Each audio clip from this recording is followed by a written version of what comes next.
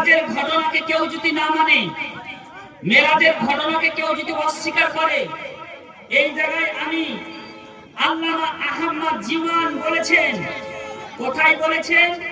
তাফসিরে আহমদিয়া পৃষ্ঠা নম্বর 408, পৃষ্ঠা নম্বর 408, তার মধ্যে লিখেছে ওয়াল আসসাহু, এই ঘটনাটা হচ্ছে সত্য, মেরাজের ঘটনা সত্য, নবী ডাইরেক্ট খোদার সঙ্গে দেখা করেছেন, এই ঘটনাটা সত্য। ওয়াল আসসাহু মানে সত্য। তারপরে বলছে আল্লাহু কানা ফিল ইয়াকজাতে বিজাসাদিহি মা রূহিহি ওয়া আলাইহি আহলুস সুন্নাত ওয়াল জামাত। আহলুস সুন্নাত ওয়াল জামাতের মতে এই ঘটনাটা সত্য। নবী সশরীরে, নবী সশরীরে, বাস্তব শরীরে নবী পাক সাল্লাল্লাহু আলাইহি ওয়াসাল্লাম নূরে আপনার দুনিয়ার পর্দা খসিয়ে দিয়ে অরিজিনাল নূরের পর্দাতে খোদার সঙ্গে দেখা করেছে। সুবহানাল্লাহ। খোদার সঙ্গে ডাইরেক্ট দেখা করেছেন কে? মুসা নবী পারেনি, ইব্রাহিম নবী পারেনি, আপনার কোন নবী পারেনি খোদার সঙ্গে ডাইরেক্ট দেখা করতে। এবার কতটা দূর থেকে দেখা করেছে এটা আমাদের জানার দরকার কিনা বলেন? আমরা তো শুনি মেরাজ করেছেন, মেরাজ করেছেন, আবার এটাকে অনেকে বলে নবী ঘুমিয়ে ঘুমিয়ে মেরাজ করেছেন। এই ঘুম কথাটা নবীর জন্য বলা জায়েজ হবে না। নবী আমাদের মতো ঘুমান না, নবীর অন্তর জেগে থাকে, চোখটা বন্ধ থাকে। বলুন সুবহানাল্লাহ। তাহলে এই ফতোয়াটা বলার উদ্দেশ্য হলো জগৎ বিখ্যাত তাফসীর, তাফসীর আহমদিয়া, কি নাম?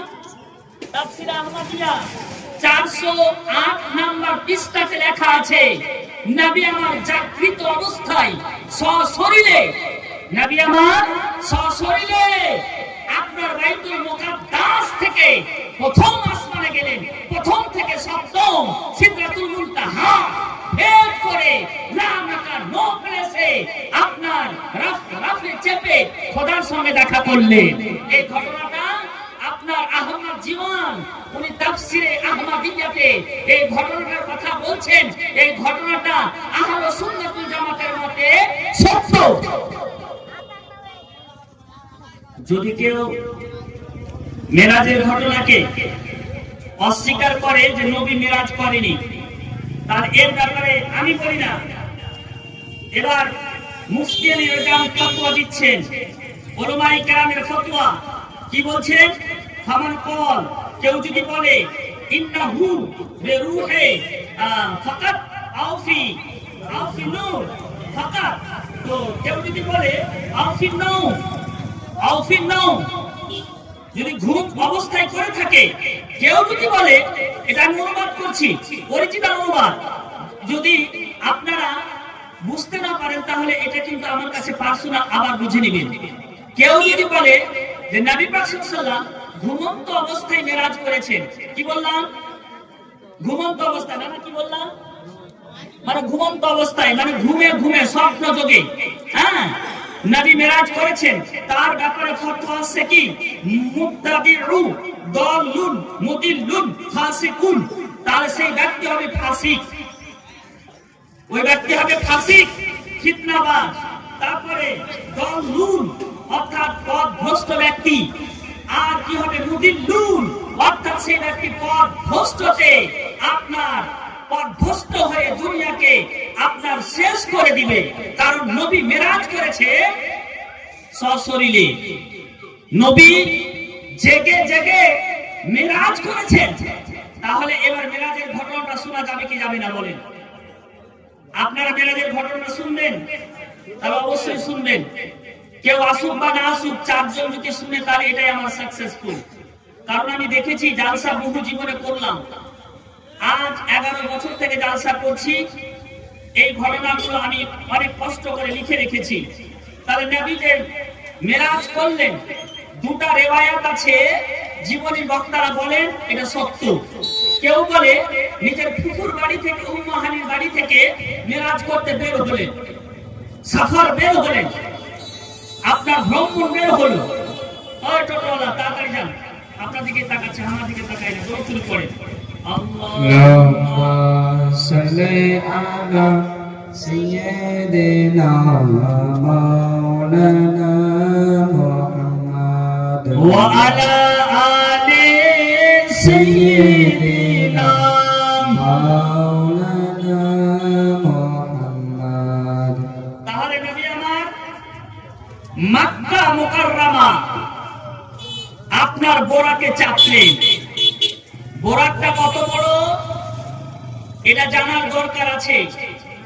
বোরাকটা এত উঁচু যে বর্তমান যেগুলো আমরা মই ব্যবহার করি না, বড় বড় মই, সেরকম সিঁড়ি ব্যবহার করতে হবে, যে চাপতে হবে, এত বড় বোরাক। তবে নবী ইচ্ছা করলে সেই বোরাকে নিজে নিজে চেপে যেতে পারতেন। বলুন না সুবহানাল্লাহ।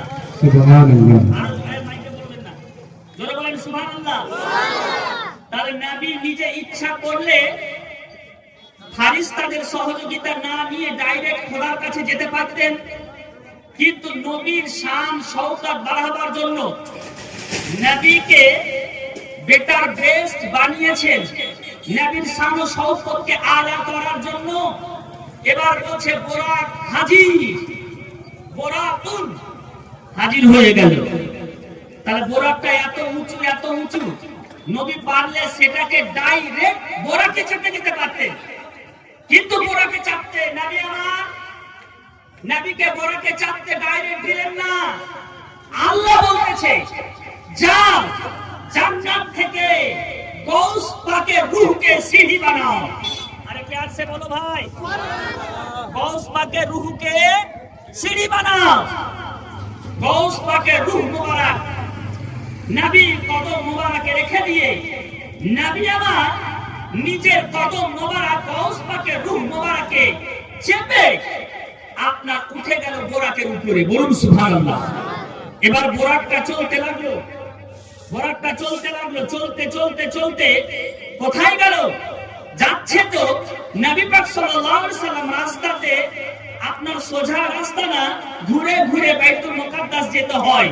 তদানীন্তনকালে নবী আমার প্রথম দেখতেছে যে মুসা নবী নিজ কবরে ওর পাশ দিয়ে যাচ্ছে, তো নবী মুসা নামাজ পড়তেছেন। বলুন সুবহানাল্লাহ। আরে জোরে হবে না সুবহানাল্লাহ? তাহলে মুসা নবী আমার নবীর কত বড় আগে, কত দিন আগে আপনার ইন্তেকাল করেছেন। কি বলতেছেন?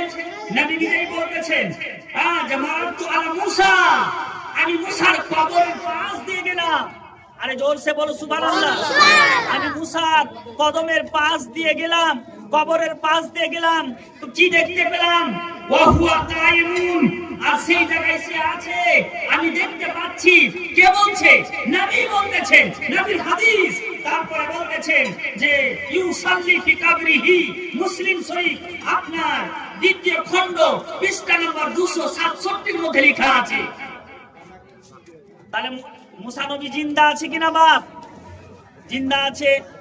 নবী বলতেছেন আমি মুসা নবীর কবরের পাশ দিয়ে গেলাম, তো মুসা নবী নামাজ পড়তেছেন। কি বলতেছেন বলেন না কেন? নামাজ পড়তেছেন। নবী আমার স্বচক্ষে দেখলেন। এবার তারপরে মুসা নবীকে কবর মোবারককে ত্যাগ করে, ওভারটেক করে চলতে লাগলেন। ইব্রাহিম নবীকে দেখছেন নিজ কবরে নামাজ পড়ছে। আপনার মুসা নবীকে দেখলেন, তারপরে আদম নবীকে দেখছেন নিজ কবরে নামাজ পড়ছে। হযরতে ঈসাকে দেখলেন, ঈসা রূহুল্লাহ উনি নামাজ পড়তেছেন। ইসমাঈল জাবিহুল্লাহ নামাজ পড়তেছেন। এরকম করতে করতে হার নবীর মাজার শরীফ টাচ করে করে বাইতুল মুকাদ্দাসে মুস্তাফা পৌঁছে গেলেন। মুস্তাফা বাইতুল মুকাদ্দাসে পৌঁছে গেলেন। বাইতুল মুকাদ্দাসে যেমন পৌঁছলেন, এবার পৌঁছানোর পর দেখছে আল্লাহু আল্লাহু আকবার। জোর করে বলেন তো ইয়া রাসূলুল্লাহ, জোর করে বলেন ইয়া হাবিবাল্লাহ। নবী দেখছেন যে আমি মুসাকে পিছনে ফেলে আসলাম, ইব্রাহিমকে তার মাজার ত্যাগ করে আসলাম, আমি সমস্ত নবীগণের মাজারকে আমি জিয়ারত করে আসলাম, পাশে পাশে আসলাম, ঘুরে ঘুরে আসলাম, কিন্তু এখন দেখতেছি সবাই যেন আমার পিছনে দুই রাকাত নামাজ পড়ে মুসা নবী দাঁড়িয়ে আছে। আরে প্যার সে বলো ভাই। তাহলে বলেন এদিক দিয়ে গেল আপনার কেবিএস গেল, কেবিএস এ উদাহরণ দিচ্ছি, বাইতুল মুকাদ্দাস কোথায়। এবার টোটালি ঘুরে ঘুরে দেখছে যে মুসা নবী নবীর পিছনে ইক্তেদা করার জন্য 2 রাকাত নামাজ পড়ার জন্য আপনার দাঁড়িয়ে আছে। তাহলে নবীদের পাওয়ার কত? নবীদের পাওয়ার মানুষের মতো? এবার যদি আমরা বলি যে নবী আমাদের মতো, তাহলে এটা বোকামি করা ছাড়া কিছু হবে না। যদি বলি নবী মরে মাটির সাথে মিশে গেছে, তাহলে এটা ভুল হবে না? বা তাহলে প্রত্যেকটা নবী নিজ কবরে, বলেন নিজ কবরে জিন্দা। তাহলে হাদিস কি? হাদিসটা তো দিতে হবে। তাহলে আসুন হাদিসটা শুনাই।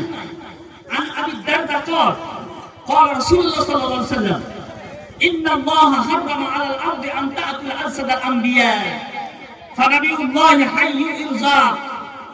আপনার এই হাদিসটা ইবনে মাআজা শরীফে লেখা আছে, নিশ্চয় মাটির জন্য প্রতিটা নবীর বডিকে ভক্ষণ করা খোদা তাআলা হারাম করে দিয়েছে। তাহলে মাটি, তুমি কোন নবীর বডিকে টাচ করতে পাবে না। ইব্রাহিম নবীর বডিকে টাচ করতে পাবে না, ইসমাইল নবীর বডিকে টাচ করতে পাবে না, মানে তুমি খেতে পারবে না, ভক্ষণ করতে পারবে না। তাহলে বলুন তো মুসা নবী থেকে আমার নবী বেটার বেস্ট কিনা, সর্বোত্তম কিনা? সর্বোত্তম কিনা? আপনি মক্কাতুল মুকাররমা জিয়ারত করে এসেছেন, নবী নিজ কবরে জীবিত আছে, বলুন সুবহানাল্লাহ। নবী আমার নিজ কবরে জীবিত আছে, নবী নিজ কবরে নামাজ পড়েন, নবী আমার নিজ কবরে আপনার উযু করেন, নবী আমার নিজ কবর থেকে উঠে যায়, বলুন সুবহানাল্লাহ। বলে কেমন করে মাওলানা? বলে হ্যাঁ, নবীকে পাওয়ার দেওয়া হয়েছে, মুস্তাফা জানের রহমতকে এত পাওয়ার দিয়েছে। বারেলির আকা বলছে, কি বলছে?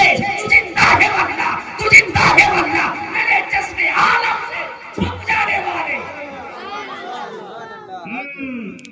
আমরা এমনি আলা হযরতকে মান্যকারী ব্যক্তি নয়, আমরা অবশ্যই মাসলাকে আলা হযরত মান্যকারী ব্যক্তি। আলা হযরত অনুবাদ হাদিস কোরআনে করে দিয়েছে। আল্লাহুস সামাদ, মুস্তাফা জানের রহমত নিজ কবর মোবারক থেকে উঠে যায়, উঠার পর বলবে মাওলানা কোথায় যায়? বুখারী শরীফ উঠিয়ে দেখেন আমাদের হাদিস। গত জালসাতে আমাদের মুফতি আমজাদ হোসেন সিন্নানি আমার বন্ধু, উনি যথেষ্ট ভাবে প্রমাণ দিয়েছেন। আজকেও আমি দলিল দিচ্ছি, শুনুন, যে আমরা আহলে সুন্নাতুল জামাত একমাত্র কোরআন হাদিসকে আপনার মেনে চলি। আর যত ফিরকা 73টা ফিরকা হবে, তার মধ্যে একটা ফিরকা জান্নাতে যাবে, 72টা ফিরকা জাহান্নামে যাবে। তাহলে কোথায় লেখা আছে? হাদিসে লেখা আছে। হাদিসটা যদি বলে দিই তাহলে বুঝতে পারবেন। ইন্নাহুম তাফাররাকু ইসনাইন সাবউনা মিল্লাতান ওয়াহিদাতান কুল্লুহা ফিন-নার গায়রা ওয়াহিদাতিন। মানে একটা দল ব্যতীত সমস্ত দল যাবে জাহান্নামে। তাহলে কেমন করে চিনবে কোন দলটা জান্নাতে যাবে? তাহলে যেই দল নবীকে মানবে, যেই দল নবীর হাজির নাজিরকে মানবে, যেই দল মাজারকে মানবে, যেই দল পীরকে মানবে, যেই দল গৌসকে মানবে, যেই দল হাজির নাজির মানবে, যেই দল ইলমে গায়ব মানবে। তো বলেন না বাবা, আপনারা ইলমে গায়ব মানেন? বলেন কে কে ইলমে গায়ব মানেন? সবাই মানি না? নবীকে ইলমে গায়ব মানি।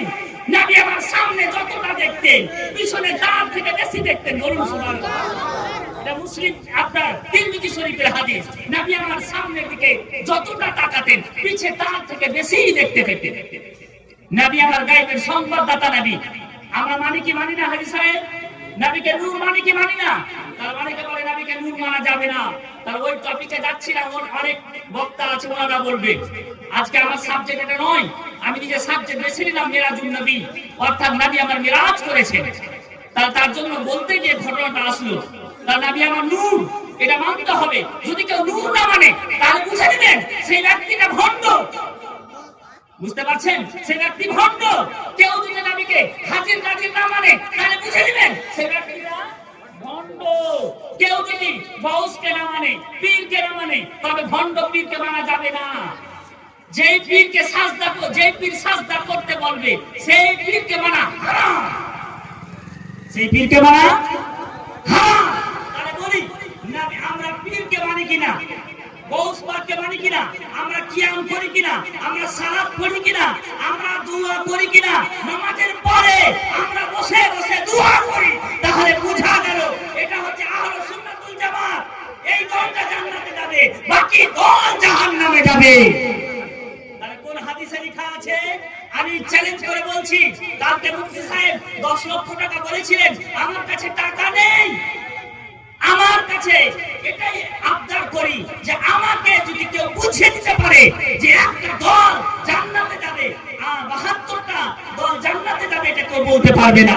তবে আমি অবশ্যই বলছি, শুনেন বাবাজি ভাইরা, আমার কথা অবশ্যই আপনারা মাথায় রাখবেন যে আমাদের যা হলো সুন্নাতুল জামাতের যে উলামায়ে কিরাম যেটা বলে সত্য বলে।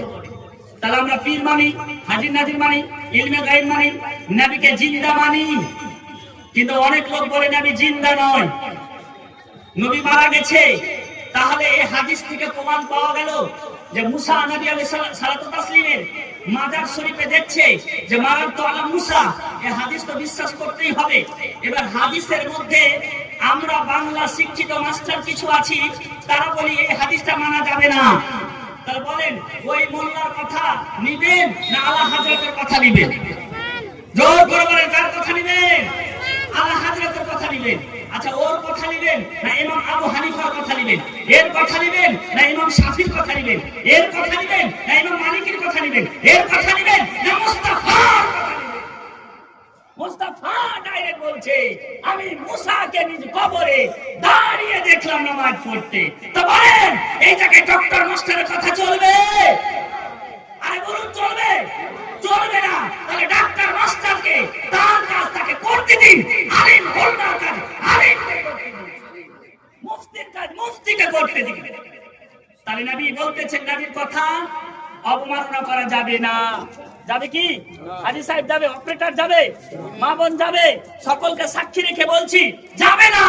নবী ডাইরেক্ট দেখছে, নবী ডাইরেক্ট দেখছে মারার তো আলা মুসা, আমি মুসার কবরের পাশ দিয়ে গেলাম, আমি মুসার কবরের পাশ দিয়ে গেলাম, তো মুসাকে দেখছি নিজ কবরে দাঁড়িয়ে নামাজ পড়ছে।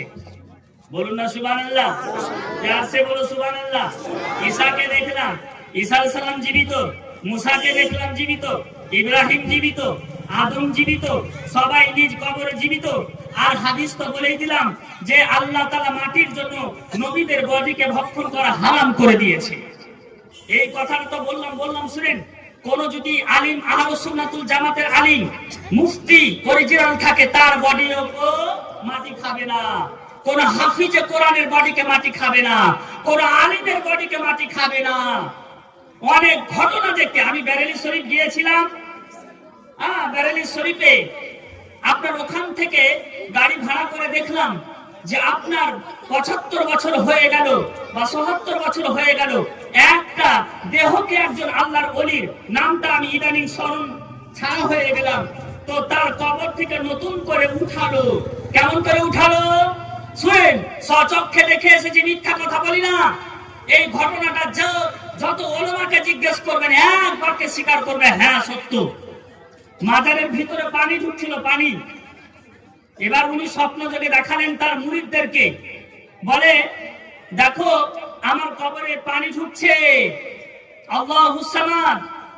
সেই মার হেরা শরীফের পাশ দিয়ে রাস্তাটা বেরিয়েছে, সেখানে আপনার সেই পীর সাহেবের কবরকে করত দিয়ে কেটে, বর্তমান যে আপনারা মসজিদে কাজ করছেন না, আপনার প্লাস্টার কাটার যে একটা মেশিন, সেটাকে পাওয়ার দিয়ে সুন্দর করে কাটছেন। পাওয়ার মানে আপনার যে ইলেকট্রিক পাওয়ার দিয়ে কাটছেন, সে মাজারকে কাটা হয়েছে। আমি স্বচক্ষে দেখেছি।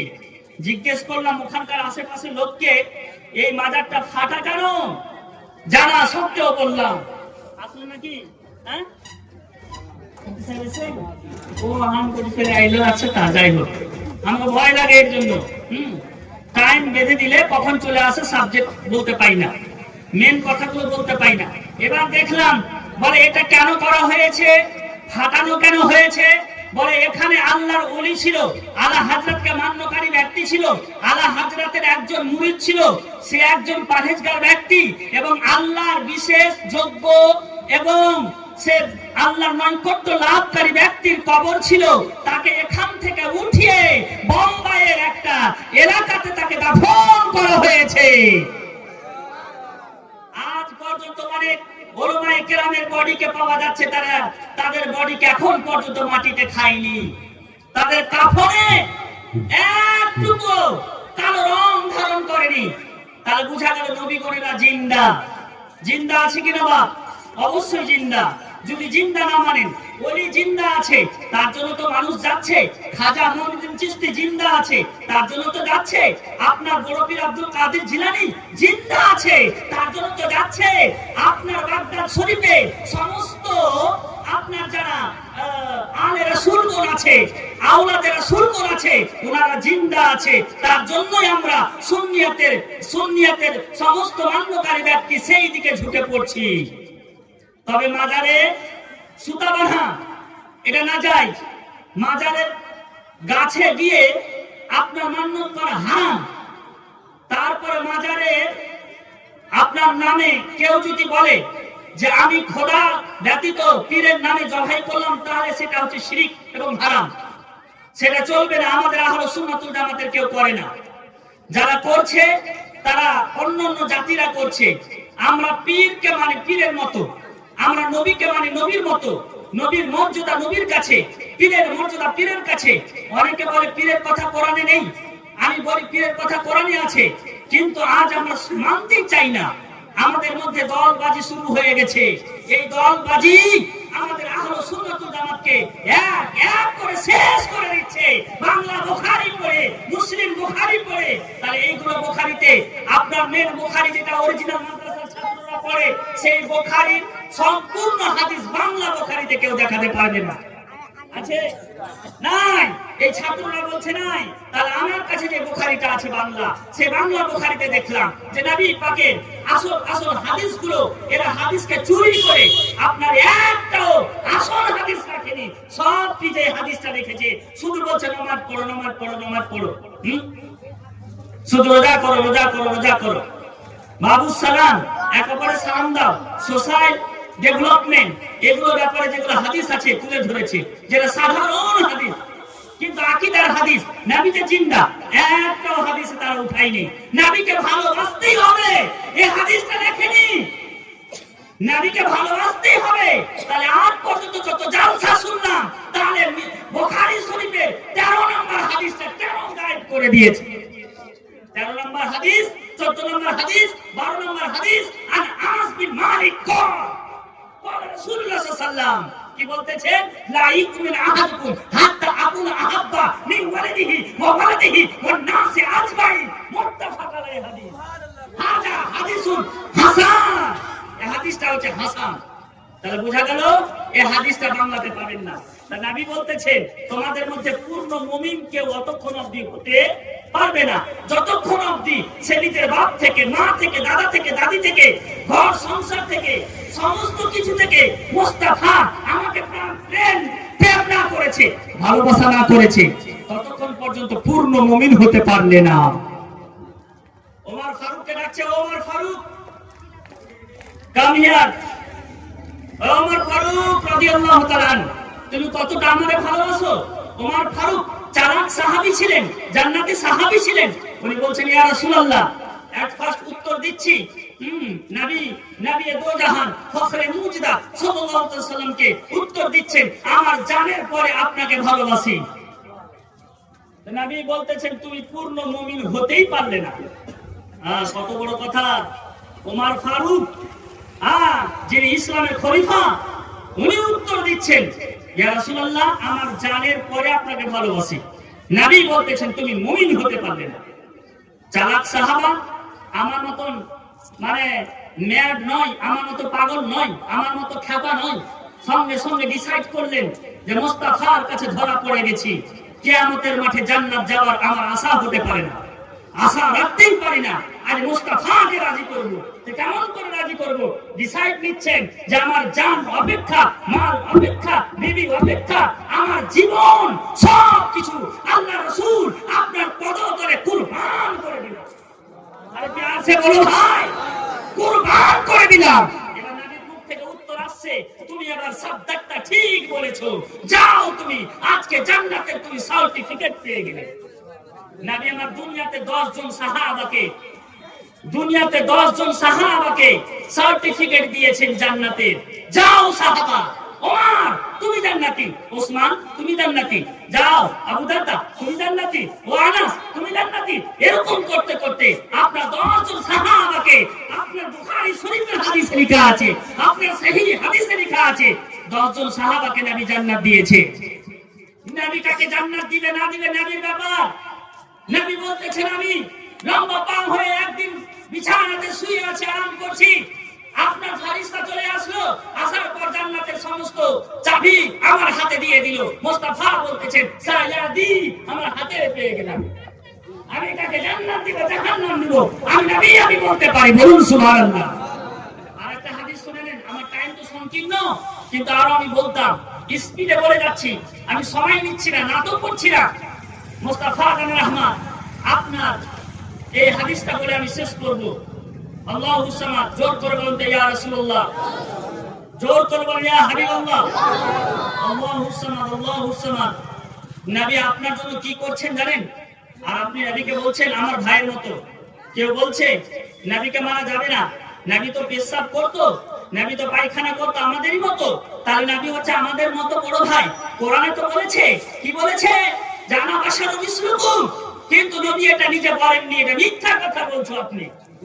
আল্লাহ বলাচ্ছে ইসলামের প্রারম্ভিক যুগে, ইসলাম চালু করার সময় আল্লাহ বলতেছে মুস্তাফা এবার বলতে শুরু করো যে কুল আনা বাশারু মিসলুকুম ওয়া ইউহা ইলাইয়া। এটা হচ্ছে সম্পূর্ণ আপনার কোরআনের আয়াত। আর যদি আমি বলি আপনাকে এরকম লোককে হাজী সাহেবকে যে নবী আমার মতো ছিল, দেখো না হাজী সাহেব আমি এই যে বাংলা বোর্ড কিতাবটা দেখাচ্ছি যেটা আনা বাশারু মিসলুকুম, আমি তোমাদের মতোই একজন মানুষ, তাহলে এই হাজী সাহেব বলবে তার ঠিকই লেখা আছে, কিন্তু অরিজিনাল কোরআনটা দেখায় না। অরিজিনাল কোরআনে কি লেখা আছে? ও বাবাজি ভাইরা, টুকটি করে আমার সকল বাবাজি ভাইরা শুনেন, অরিজিনাল কোরআনে লেখা আছে, যেই কোরআন হাফিজরা পড়ে, যেই কোরআন মাদ্রাসায় পড়ে, যেই কোরআন আপনার ওয়ার্ল্ডে পড়ানো হয়, সেই কোরআনে লেখা আছে কুল বলো। তো কুল মানে কে? কে বলতে বলছে? আল্লাহ বলছে কুল আনা বাশারুম মিসলুকুম ওয়া ইউহা ইলাইয়া। এটা হচ্ছে সম্পূর্ণ আয়াত। এবার আয়াতকে কেটে দিয়ে আপনি যদি মানুষকে বুঝান তাহলে বুঝানো যাবে? তাহলে আয়াতের অর্ধেককে বুঝালাম আর অর্ধেককে বুঝালাম না, তাহলে এটা সাবজেক্টটা আনকমপ্লিট থাকলো। এই সাবজেক্টটা আনকমপ্লিট থাকলো। তাহলে সম্পূর্ণ আয়াতটা বুঝাবার জন্য একে 10 রকম জ্ঞানের দরকার। তাহলে কেন নাজিল হয়েছে, কেন বলানো হচ্ছে, কিসের জন্য হলো, শানে নজুলটা বলো। আমি শুধু অনুবাদ করে ছেড়ে দিলাম, এটা হবে না। তার এর অরিজিনাল মানে হচ্ছে কি? আল্লাহ বলছে মুস্তাফা, ও মুস্তাফা আলাইহির রহমান, কুল বলো। কুল মানে বলো। তারপরে এটা হচ্ছে ফিল আমরের সিগা। কুল বলো, ইফআল তুমি করো, ইজহাম তুমি যাও, ইউ গো তুমি যাও। এরকম মানে শিখতে হবে। গ্রামার না জানলে আপনার কোরআন হাদিসের অনুবাদ করা যাবে না। তাহলে আমরা কোরআন হাদিসকে অনুবাদ করি গ্রামারের সাহায্য নিয়ে। তাহলে গ্রামার যদি না জানে তাহলে ভাষাও বলা যাবে না। তাহলে গ্রামের দরকার হবে কিনা? গ্রামার, গ্রাম না, গ্রামার, গ্রামার। এটা জানতে হবে। নহু, ইলমে নহু, ইলমে সারফ, এগুলো জানতে হবে, তারপর অনুবাদ করা যাবে। আল্লাহ বলতেছে মুস্তাফা আলাইহির রহমান বলো। কি বলো? বলো। অসুবিধা হচ্ছে ইসলাম প্রচার করতে, নবীর ছায়া হতো না। কি হতো না? জোরে বলেন না বাপ। নবীর ছায়া হতো না। নবী পায়খানা করতে যেতেন, কেউ পায়খানা দেখেননি, বলুন সুবহানাল্লাহ। সঙ্গে সঙ্গে মাটি ফেটে যেত, নবী যা কিছু পায়খানা পেশাব করতেন মাটির ভিতরে শুষে নিত, বলুন সুবহানাল্লাহ। আচ্ছা, আপনার মাঠে গেছেন, এখন তো মাথায় এত বড় বড় হয়েছে, 1 হাত হতে চলেছে। কেউ যদি মাঠে পায়খানা পেশাব করেন, তাহলে আপনার পায়খানা মাটি কি করে? বলেন, মাটি কি করে? দেখে রাখে না? তাহলে ভূমি আলার, জমি আলার কাছে আপনি গাল খাচ্ছেন না? কিন্তু মুস্তাফা জানের রহমান মা আয়েশা সিদ্দিকা বলেছেন, নবীকে কোনদিন আমি পেশাব পায়খানা করতে দেখলাম, কিন্তু কোন জায়গাতে পেশাব করলেন এটা আমি চিহ্ন দেখতে পেলাম না। তবে একটা চিহ্ন রাখলাম, আজিদ ফিহি মুশকি আম্বার, নবী যেই জায়গায় পেশাব পায়খানা করতেন ইনশাক্কাতিল আর, জমিন ফেটে যেত, আর সঙ্গে সঙ্গে নবী পেশাব পায়খানা জমির তলে মাটির নিচে সেটাকে দাফন করে দিত, দাফন করে দিত। আর আমি সেখান থেকে মুশকি আম্বারের শুরু খুশবু পেতাম। আরে জোরে তাকবীর হবে না একবার? তাকবীর কেউ দিবেন না এই হাদিসটা শোনার পর?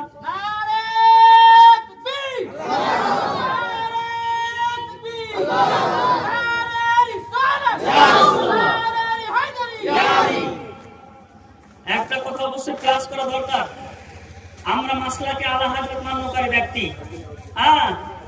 এটা অবশ্যই দরকার, জরুরি। নচেত আসল কথা যদি বলতে না পারি তাহলে দেখবেন হাদিস কোরআনের রাদ, ওয়াহাবিদের রাদ যদি আমরা না করি, কাল থেকে দেখবেন আপনাদের এলাকার পাশে লেগে যাবে।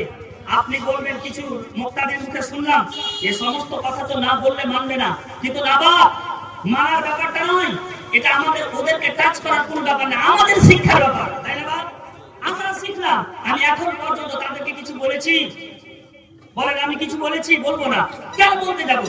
কারণ তারা কখনো বারংবার শোনার পর মানবে না। বাবাজি ভাইরা শুনেন, নবী পাক সাল্লাল্লাহু হযরতে হালিমা বলতেছেন, আমি জানি জীবনী বক্তা চলে আসছে, আপনারা চলে আসুন।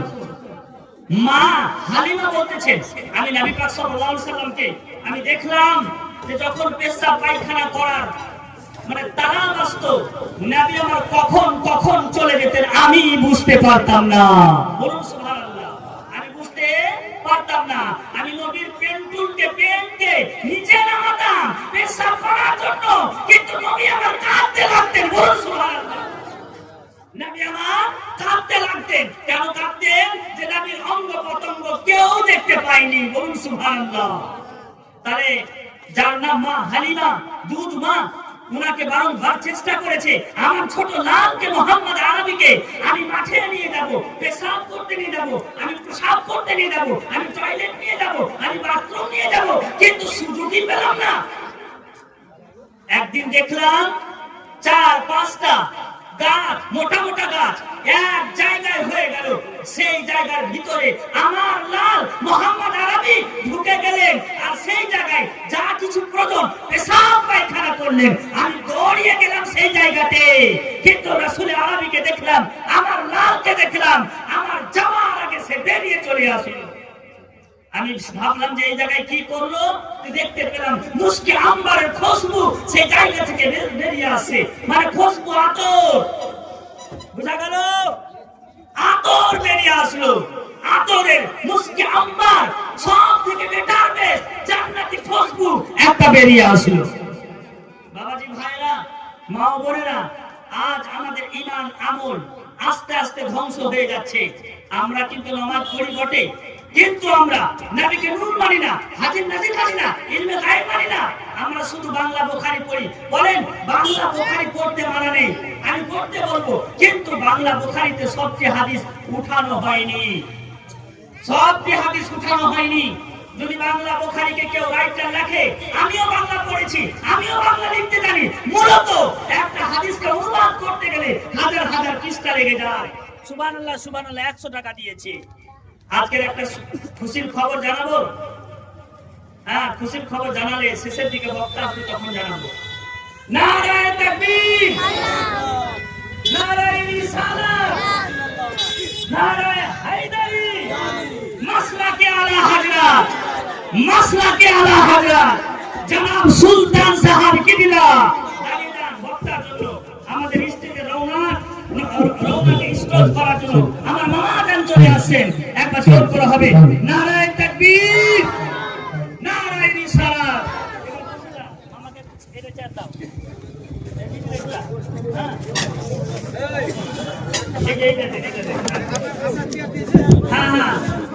আমার চেয়ার লাগবে না, তোমরা চেয়ার থাকলে বলো, বেশি চেয়ার থাকতে গেলে এটা কিনে দিলেন আরো ভালো। আমাদের না না না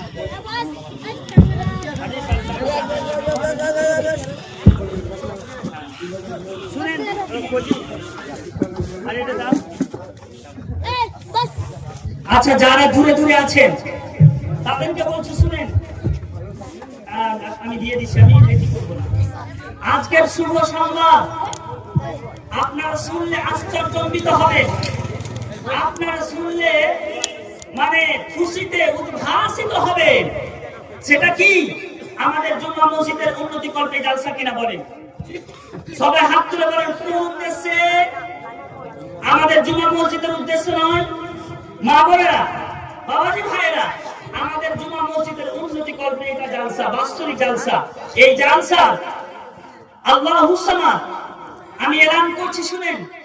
আব্দুল হাজি সাহেব আছে না, উনি ইন্তেকাল করেছিলেন। উনার স্ত্রী মিনারে যেখানে ইমাম নামাজ পড়ায়, খুতবা পড়ায়, তিনটা পাশাপাশি থাকে না মেম্বার, সমস্ত কাজটার দায়িত্ব যেখানে আপনার সম্পূর্ণ আপনার অরিজিনাল পাথর দিয়ে কাজ করবে, বলুন সুবহানাল্লাহ।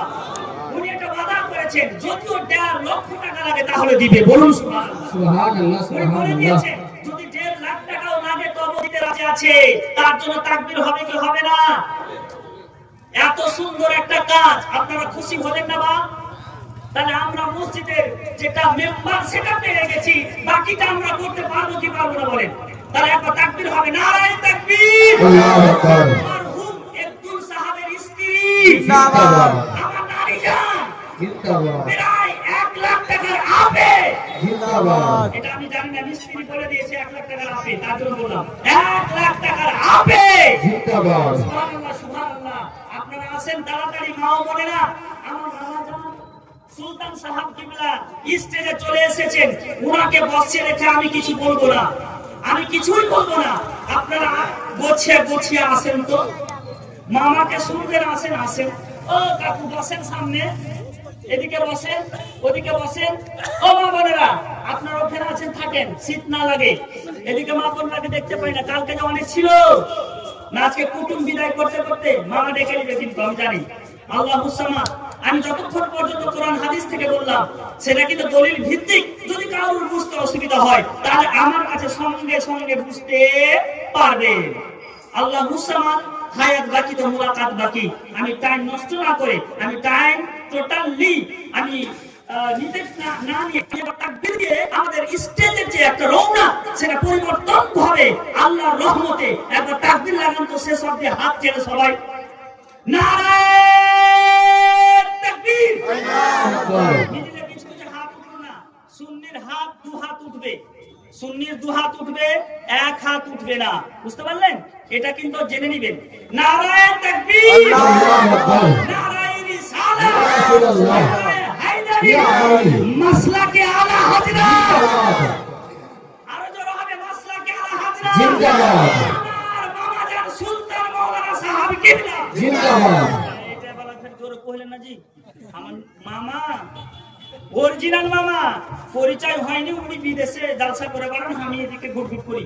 হ্যাঁ, তো আমার মামা, মামার জন্য তাকবীর জোরে হবে, আমি ছাড়বো না কিন্তু, সবাইকে কিন্তু কহাবো। আমার করবে না, আমার মামা সুলতান সাহেব কিবলা জীবনের বক্তা, আরো জোরে জীবনের বক্তা, আমার মামা সুলতান সাহেব কিবলা।